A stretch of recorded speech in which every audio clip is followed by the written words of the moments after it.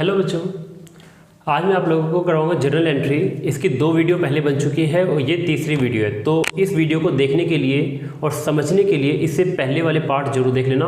Playlist में आपको सारे पार्ट्स मिल जाएंगे, ठीक है। तो स्टार्ट करते हैं। आज कुछ अलग टाइप की एंट्री है यहाँ पर। जैसे फर्स्ट मैंने यहाँ पे क्वेश्चन पहले ही लिख दिया है। यहाँ लिखा है Sohan is declared insolvent. Insolvent का मतलब था बच्चों दिवालिया। सोहन जो था वो दिवालिया हो गया। दिवालिया ऐसे पर्सन को बोलते हैं बच्चों जिसके पास एसेट्स बहुत कम हो और एसेट्स से ज़्यादा उसने कर्ज ले रखा हो, यानी कि उसकी लायबिलिटी बहुत ज़्यादा हो, ठीक है। तो अगर किसी इंसान ने बहुत ज़्यादा कर्ज ले रखा है और उसके पास एसेट्स बहुत कम है तो दिवालिया हो गया। और जब किसी को कोर्ट डिक्लेयर कर देती कि दिवालिया हो गया तो उसकी सारी की सारी प्रॉपर्टी जो होती है वो कोर्ट के पास चली जाती है और कोर्ट एक पर्सन को अपॉइंट करता है जिसे हम बोलते हैं ऑफिशियल रिसीवर। ऑफिशियल रिसीवर आता है उस इंसान की जो दिवालिया हो गया उसके सारे प्रॉपर्टी की बोली लगाता है, नीलामी करता है, नीलामी करके पैसे वसूल करता है। उस पैसे को सारे क्रेडिटर्स को या जहाँ से उधार लिया है उन सबको बांट दिया जाता है, ठीक है। तो अगर कोई इंसान दिवालिया हो जाता है तो उसकी सारी प्रॉपर्टी ऑफिशियल रिसीवर क्या करता है, नीलाम करता है और नीलाम करके उन सभी को पेमेंट करता है जिन से उस दिवालिये ने पैसे लिए थे, ठीक है बच्चों। तो आगे लिखा है कि यहाँ पे सोहन जो है वो इंसॉल्वेंट डिक्लेयर कर दिया गया है। Received from his official receiver. Official receiver कौन था? कोर्ट की तरफ से एक आदमी आता है जो एसेट्स की बोली लगाता है। तो ऑफिशियल रिसीवर ने क्या किया, हमें कुछ पेमेंट दी, रिसीव हमें उससे कुछ पैसा, ए डिविडेंड ऑफ 60 पैसे इन द रुपी। मतलब बच्चों यहाँ पर यह है कि 1 रुपये में 60 पैसे होते हैं। तो 1 रुपये में इन द रुपी का मतलब 1 रुपये में उसने 60 पैसे दिए। नॉर्मल सी बात है, सोच के देखो 1 रुपये में 100 पैसे होते हैं और उसने कितने दिए? 60 पैसे दिए। इसका मतलब 60% की पेमेंट हुई है ऑन ए डेट ऑफ 1000। और यहाँ पे डेट कितने का बच्चों? 1000 रुपये का है। इसका मतलब ये है कि सोहन नाम का कोई आदमी था जिसको हमने कोई गुड सेल किया होगा पहले 1000 रुपये का, वो इंसॉल्वेंट हो गया। और इंसॉल्वेंट होने के बाद उससे हमें पूरे पैसे नहीं मिले, सिर्फ 1 रुपये में 60 पैसे मिले।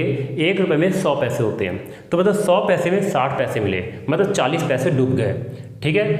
तो उससे हमें लेने थे कितने रुपए? डेट कितना था उसका 1000 रुपये का था। तो देखो बच्चों एंट्री क्या बनेगी। एंट्री समझने के लिए पहले हम एक बात समझते हैं, LIC वाला तरीका। हम अपने अकाउंट्स को LIC लायबिलिटी इनकम कैपिटल,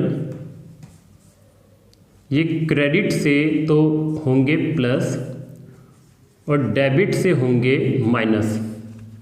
फिर एसेट्स और एक्सपेंस, इनका क्या रूल है? ये होंगे डेबिट से प्लस, क्रेडिट से होंगे ये माइनस। तो अब यहाँ पर समझते हैं कि सोहन से हमें लेते 1000 रुपये। अगर 100 पैसे पे 60 पैसे दिए गए हैं तो 1000 पे कितने दिए जाएंगे? बताओ बच्चों, 600 रुपये। इसका मतलब कि हमें सोहन से 600 रुपये मिले। तो एंट्री बनेगी पहले की, यहाँ पे मैं लिख देता हूँ सॉल्यूशन। तो जो इसकी एंट्री बनेगी पहले की वो बनेगी कैश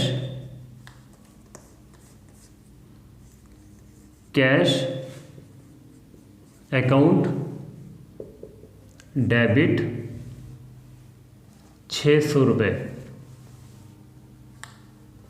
तो बच्चों कैश अकाउंट डेबिट क्यों हुआ? क्योंकि कैश अकाउंट एक एसेट्स अकाउंट है और सोहन हमें पैसे देगा तो कैश आएगा हमारे पास, एसेट्स बढ़ेगी। इतना तो समझ में आ गया होगा। सोहन हमें पैसे देगा, यानी कि ऑफिशियल रिसीवर हमें पैसे देगा तो हमारे पास कैश आएगा। कितने रुपए का कैश आएगा? हमारे पास 600 रुपये का कैश आएगा। कैश कौन सा अकाउंट होता है? एसेट्स अकाउंट होता है। कहाँ से बढ़ता है? डेबिट से। तो इसलिए कैश अकाउंट डेबिट होगा। बच्चों जो पैसे नहीं मिले उसे क्या नाम दें? उसे नाम देते हैं प्यार से बैड डेट्स। ये बैड डेट्स क्या होता है बच्चों? लॉस। क्या होता है? ये लॉस होता है। Bad debt account debit. कौन सा अकाउंट होता है बैड डेट? 5 में से लॉस को एक्सपेंस अकाउंट में लेके जाते हैं बच्चों। लॉस कहाँ से बढ़ता है? डेबिट से बढ़ता है। लॉस हमारा एक्सपेंस अकाउंट में होता चला जाता है और एक्सपेंस सारे डेबिट होते हैं। तो बैड डेट एक लॉस है और यानी कि ये एक एक्सपेंस अकाउंट है और हमारा लॉस बढ़ेगा तो एक्सपेंस हमारा बढ़ेगा। कितने रुपए का लॉस हुआ बच्चों? 400 का। मतलब समझ में आ गया। तीसरा, अब यहाँ पे अगर 1000 रुपये से डेबिट हुआ है तो 1000 रुपये से कुछ ना कुछ क्रेडिट भी होगा, ठीक है। 1000 रुपये डेबिट हुए हैं तो 1000 रुपये से कुछ ना कुछ क्रेडिट भी होगा। क्या क्रेडिट होगा? सोहन को क्रेडिट क्यों किया बच्चों? सोहन को इसलिए क्रेडिट किया क्योंकि कुछ टाइम पहले सोहन हमारा डेटर था, लेकिन ऑफिशियल रिसीवर ने कहा सिर्फ 60 पैसा ही आपको मिलेगा 1 रुपये में, यानी कि आपको 1000 रुपये में सिर्फ 600 रुपये ही मिलेंगे, बाकी के पैसे भूल जाओ। इसका मतलब कि अब हमें 1000 रुपये नहीं मिलने वाले। तो सोहन हमारा डेटर्स था। डेटर कौन सा अकाउंट होता है? एसेट्स। क्या अब ये हमारा एसेट्स है? आंसर है नहीं। सोहन हमारा एसेट्स नहीं है। सोहन एसेट्स था, लेकिन एसेट्स कहाँ से घटेगा? क्रेडिट से। तो सोहन अब हमारा डेटर नहीं रहा क्योंकि हमें कुछ पैसे मिल गए और बाकी का पैसा हमारा डूब गया। अब हमें उससे कोई भी पैसे नहीं मिलेंगे तो हमारा एसेट्स कम हो जाएगा, ठीक है। इसकी नरेशन लिख लो। बीइंग 60 पैसे in a rupee received from official receiver। दूसरा क्या बच्चों? Received cash for a bad debt return of last year. Bad debt मतलब डूबा हुआ पैसा, लास्ट ईयर मतलब पिछले साल, और रिटर्न ऑफ मतलब बच्चों जिस पैसे को, जिस लॉस को हम पूरा प्योर लॉस मान लेते हैं और लॉस मानने के बाद उसको प्रॉफिट एंड लॉस अकाउंट में ट्रांसफ़र कर देते हैं और हम मान लेते हैं कि अब ये लॉस हो चुका है, तो उसे हम बोलते हैं रिटर्न ऑफ करना, राइट ऑफ करना। एक बात बताओ बच्चों, अगर कोई पैसा हमारा डूब गया हो पिछले साल, वापस मिलने की उम्मीद कुछ भी ना रही हो, ठीक है, अब उम्मीद ही नहीं कि वो पैसा रिसीव होगा, लेकिन जब डूबा हुआ पैसा वापस हमें मिल जाए तो ये तो गेन हो गया, ये तो फ़ायदा हो गया, क्योंकि जिस पैसे की हमने उम्मीद छोड़ दी थी वो पैसा मिल जाए तो फ़ायदा है। फ़ायदा कौन सा अकाउंट है बच्चों? फ़ायदा हमारा इनकम अकाउंट होता है। इनकम कहाँ से बढ़ता है? क्रेडिट से। तो इसकी एंट्री बनेगी, कैश आएगा, कैश अकाउंट डेबिट, कितने रुपए? अच्छा मैंने यहाँ पे इसका अमाउंट ही नहीं लिखा, तो अमाउंट लिख देता हूँ इसका, कुछ भी अमाउंट लिख लो। चलो इसका अमाउंट कर देते हैं, received cash for a bad debt return of last year, इसका अमाउंट लिख देता हूँ 400 रुपये। तो जो 400 रुपये डूब गए तो मिल गए, तो 400 रुपये का कैश आएगा, कैश अकाउंट डेबिट 400 रुपये। डेबिट क्यों?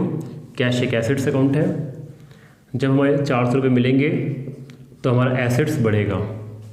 दूसरा, डूबा हुआ पैसा मिल गया तो फ़ायदा है।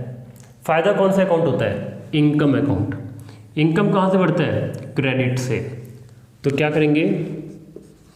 To bad debts recovered account. अब बैड डेट रिकवर्ड अकाउंट कौन सा अकाउंट है? इनकम। कहाँ से बढ़ता है? क्रेडिट से, इसलिए हमने इसको क्रेडिट किया 400 रुपये से। कैश एसेट्स बढ़ेगा, साथ में bad debt recovered account income बढ़ेगी। इनकम क्रेडिट होता है, एसेट्स डेबिट होता है। इसकी नरेशन बनेगी, बीइंग बैड डेट्स रिकवर्ड। ठीक बच्चों, ये दो एंट्री समझ में आ गई।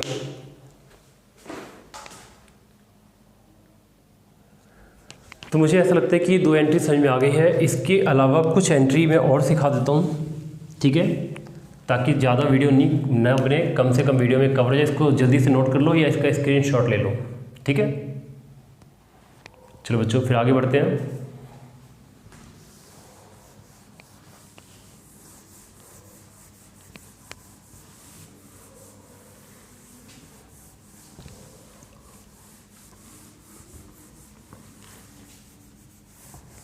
अब कुछ डिफरेंट टाइप की एंट्री बताता हूँ।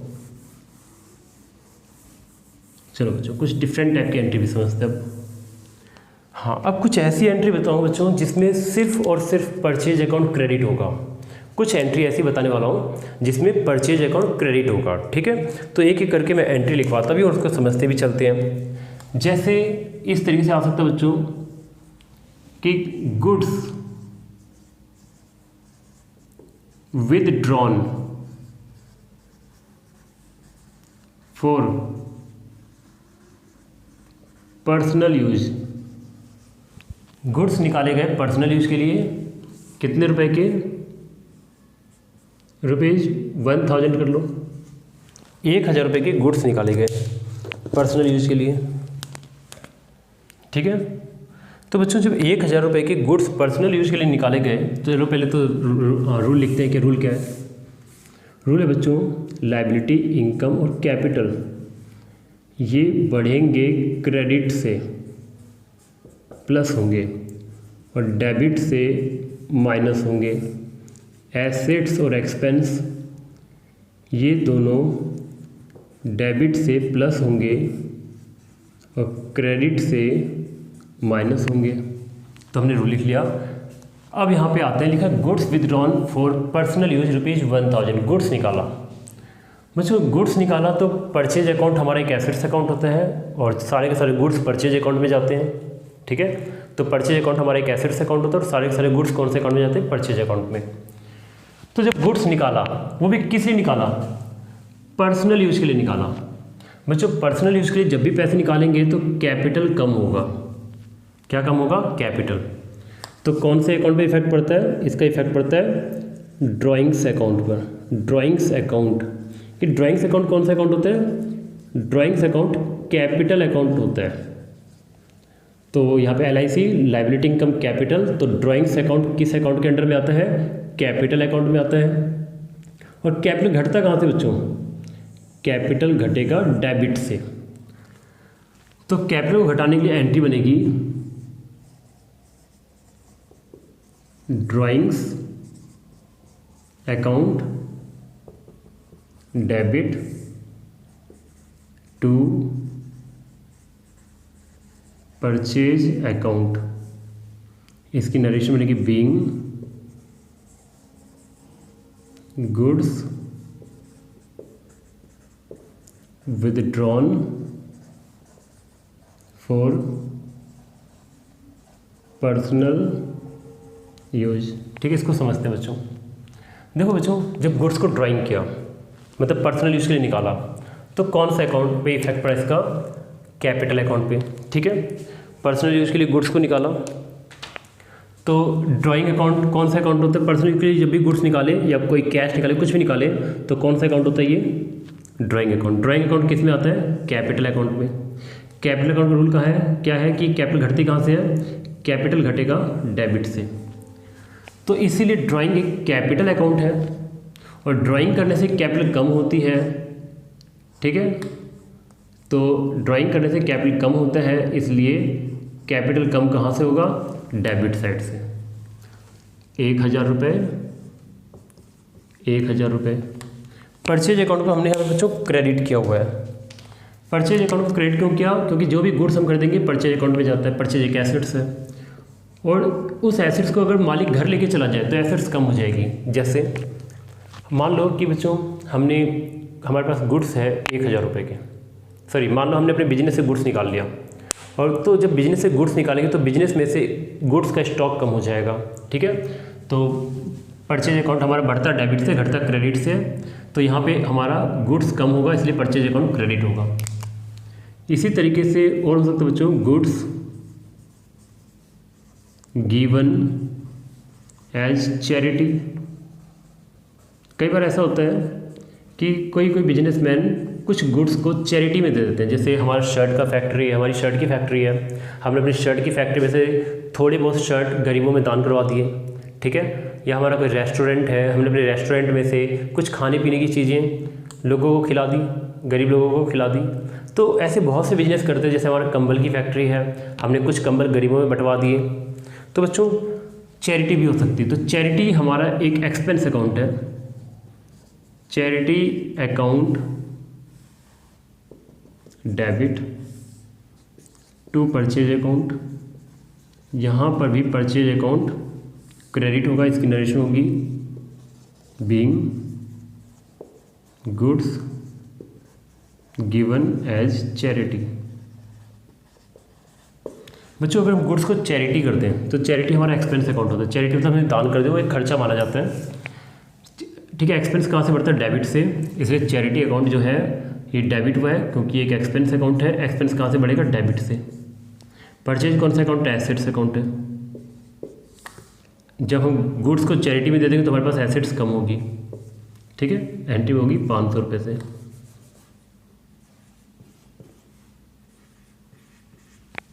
इसी तरीके से बच्चों और एंट्री हो सकती है, जैसे फ्री सैंपल, फ्री गुड्स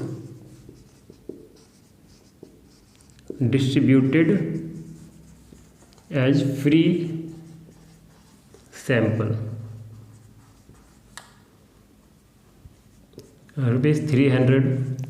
बच्चों होता क्या है, कई बार कुछ कंपनी अपने प्रचार के लिए अपने प्रोडक्ट को फ्री में सैंपल के रूप में लोगों को कहती है कि इस्तेमाल करो। जैसे आप कोई सामान खरीदोगे, उसमें कोई दूसरा सामान फ्री मिलेगा। ठीक है, तो उस फ्री वाले सामान को जब यूज़ करोगे तो आपको यूज़ करने की आदत लग जाएगी, इस्तेमाल करने की आदत लग जाएगी और आप उसको बार बार खरीदने लगोगे। तो होता क्या है कि कंपनियाँ अपने प्रचार करने के लिए गुड्स को फ्री सैंपल के रूप में बांटती है। ठीक है, चाहे तो कुछ फ्री दे देती है या फिर लोगों के घर में जा के फ्री में कोई सामान पहुंचाते ताकि इस्तेमाल करो, आप इसको इस्तेमाल करके देखो कैसा लगता है। तो कंपनियां क्या करती है, लोगों के घर घर में जाके फ्री में अपने प्रोडक्ट बांट के आती है कि इसको इस्तेमाल करो, इस्तेमाल करके देखो। तो इसको एडवर्टाइजमेंट भी बोल सकते हैं हम, इसको एडवर्टाइजमेंट भी बोल लो या फ्री सैंपल भी बोल सकते हैं। तो ऐसे केसेस में फ्री सैंपल अकाउंट डेबिट, अच्छा फ्री सैंपल के जगह हम एडवर्टाइजमेंट वर्ड भी यूज कर सकते हैं। एडवर्टाइजमेंट अकाउंट डेबिट कितने से? 300 रुपये से। टू परचेज अकाउंट, इसकी नरेशन बनेगी बीइंग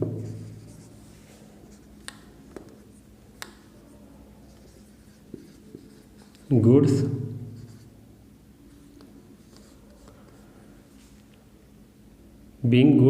डिस्ट्रीब्यूटेड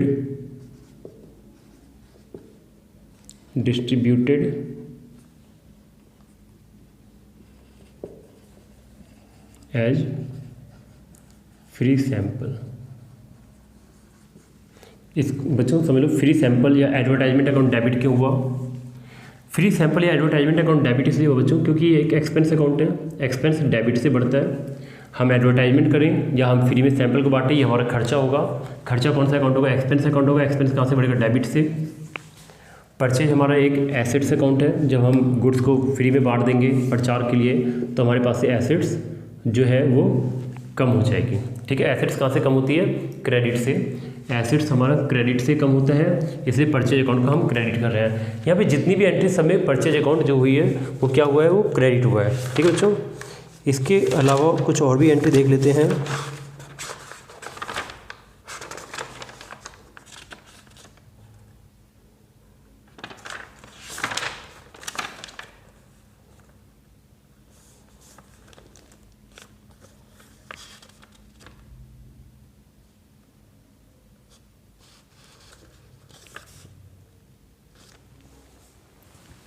एक एंट्री और हो सकती है बच्चों, goods lost by fire,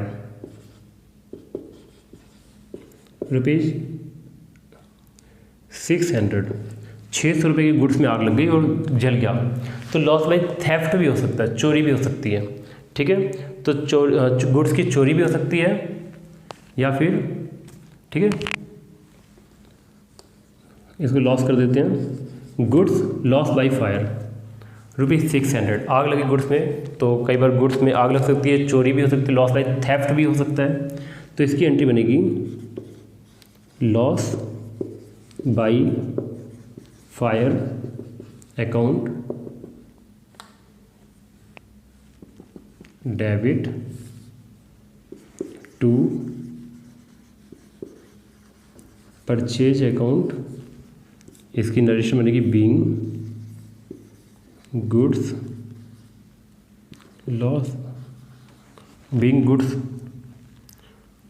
loss, या ये लिख लो, लॉस्ट बाई फायर, यानी कि गुड्स में आग लग गई, कितने रुपए की, 600 रुपये की, तो ये एंट्री होगी। अब इसको समझते हैं। तो जब गुड्स में आग लग जाए, लॉस हो जाए, तो लॉस हमारा एक्सपेंस अकाउंट होता है, एक्सपेंस डेबिट से बढ़ता है, तो इसलिए लॉस बाई फायर अकाउंट हमारा एक एक्सपेंस अकाउंट है, एक्सपेंस डेबिट से बढ़ता है इसलिए हमने इसको डेबिट किया। और गुड्स हमारा परचेज अकाउंट में आता है, परचेज हमारा एक एसेट्स अकाउंट है, जब गुड्स में आग लगी तो हमारी एसेट्स कम हो जाएगी। ठीक है बच्चों, लॉस बाई फायर एक एक्सपेंस अकाउंट है, लॉस एक एक्सपेंस है, एक्सपेंस डेबिट से बढ़ता है, परचेज हमारी एसेट्स है, एसेट्स हमारा घट रहा है यहाँ पे, तो क्रेडिट होगा। बच्चों इन सारी एंट्री में देखो तो परचेज अकाउंट क्रेडिट है, परचेज अकाउंट क्रेडिट है, परचेज अकाउंट क्रेडिट है और परचेज अकाउंट क्रेडिट है। तो इन सारी एंट्री में परचेज अकाउंट इसलिए क्रेडिट है क्योंकि गुड्स निकला हमारा, तो हमारे पास गुड्स कम हो रहा है। गुड्स मतलब परचेज एक एसेट्स है, एसेट्स कम हो रहा है। ठीक है, और कुछ जैसे ये तो कैपिटल अकाउंट का पार्ट था, चैरिटी एक्सपेंस है, फ्री सैंपल एक्सपेंस है और लॉस बाई फायर भी एक्सपेंस है। तो सारे जितने भी यहाँ पे मैंने जर्नल एंट्री करवाई है सबकी नेचर सेम है। तो बच्चों आज के लिए सिर्फ इतना ही, बाकी हम नेक्स्ट में करते हैं।